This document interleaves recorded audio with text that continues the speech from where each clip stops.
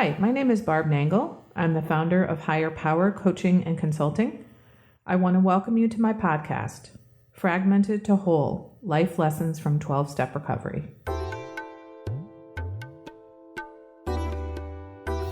This is episode 24, Stinkin Thinkin.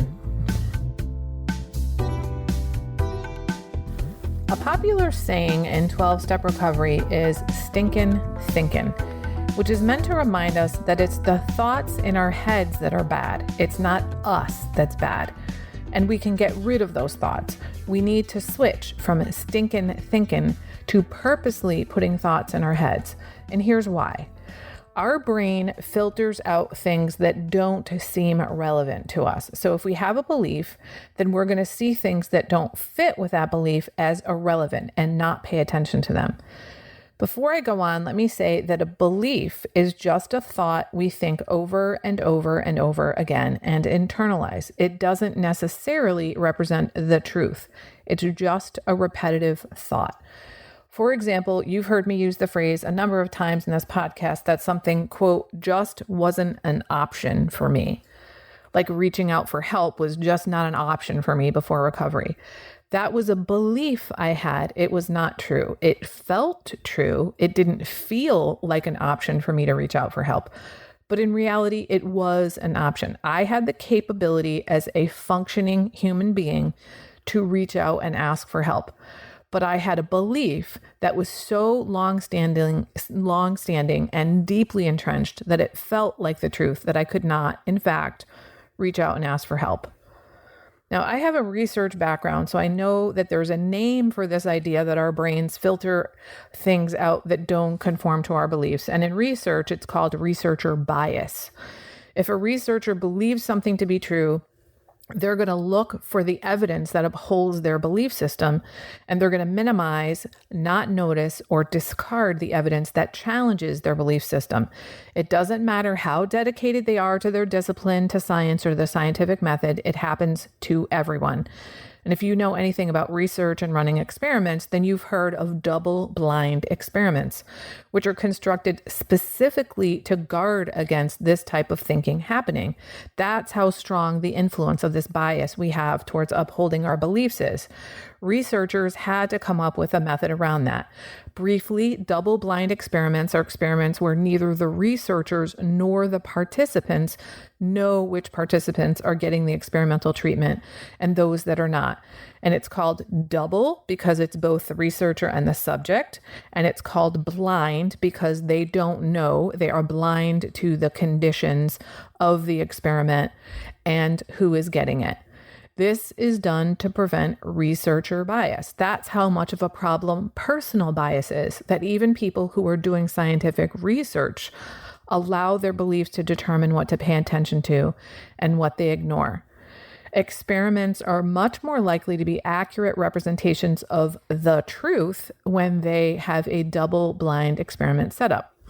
Anyway, the idea is that we have these beliefs about ourselves and the world, and we look for corroborating evidence. For example, one of the beliefs that I've had for a long time about myself is I'm too much. And what's interesting is that in completely different circumstances with completely different people, the conclusion that I have made about something that seems difficult for me or didn't come out the way I wanted it was because I'm too much. I decided that that was the reason, and I found the evidence to support that I'm too much. Now that I'm in recovery, I've learned to really see what's going on inside of me and to see my thought patterns. I can see that I have believed that and then looked for corroborating evidence that I'm too much for my entire life. You may recall from previous episodes that I've said that one of the really cool and interesting aspects of my recovery has been that I can look back in the past and realize that here's what I was doing, here's what I was thinking, and here's what my motives were. Even though I was completely blind to all those things at the time, I can see them with crystal clarity now. This is astonishing to me because clearly on some level, I knew what was going on at that time. Otherwise, how would I know it now? My experience of most people in recovery is that they're much more likely to think I'm a piece of shit, or I'm never going to recover, or everybody hates me, or nobody likes me, or I'm not worthy of love. All kinds of things that indicate a really, really horrible self-concept, really, really low self-esteem, which is the opposite of what I thought. But the principle still holds that we believed, or maybe even currently believe, things about ourselves that are simply not true. Then we look for evidence to support that belief. So I want to challenge you to start examining your thinking and pay attention to all the times and places that you see things that happen in the external world, whether they're just circumstances that involve complete strangers or people that you love, and you interpret those to mean the same thing every time, which could be, see, I am a piece of shit, or see, I don't deserve love, or see, nobody likes me, or I'm never going to recover, I'm not capable of recovering, and all that sort of thing. If you start hearing the same answer every single time as your explanation of what's going on, then that means you've definitely got some stinkin' thinking. And that thinking can change. The thing about your brain is its job is to think. You don't have to think the stuff that's been programmed in there, however. I was listening to a podcast recently, and this guy said something that fucking blew me away. I may have already mentioned it here, but it's worth mentioning again, even if I did say it before. He said, I talk to my brain more than I listen to my brain. Now, let me just pause for a moment to let that sink in. I talk to my brain more than I listen to my brain. So that guy understands what I've also come to understand as a result of my recovery, which is that I had this loop going on in my head that tells me I'm too much. Instead of listening to that now, I talk to myself all the time and tell myself good things. This is what affirmations are.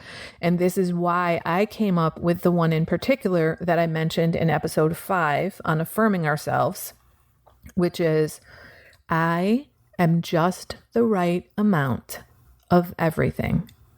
For me, that affirmation is the antidote to I'm too much. I want to say something further about that, and that is that my thinking that I'm too much is really just the other side of the coin for those of you who think you're not enough. It's the same thing, just in a different direction. And that thing is, I'm not the right amount of whatever. I am a changed person as a result of my recovery. The riverbed of my life has been dug up and redirected. And a big part of that has been that I've challenged and changed my stinkin' thinking. That doesn't mean I don't have those thoughts anymore, but I have them way less than I used to.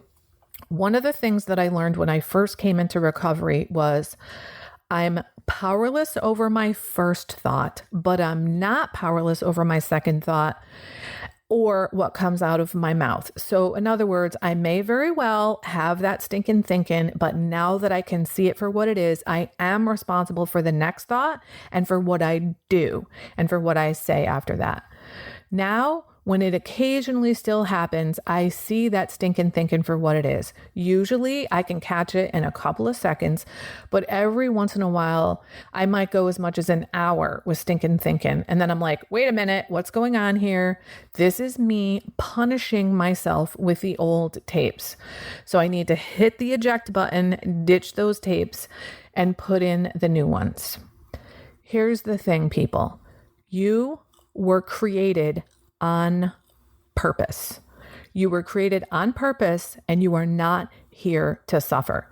But no one is going to rescue you. No one is going to save you except for you. That means you have to do something. You have to act. And part of that action is challenging what's going on between your ears. That stinking thinking is just not serving you. You are just the right amount of everything.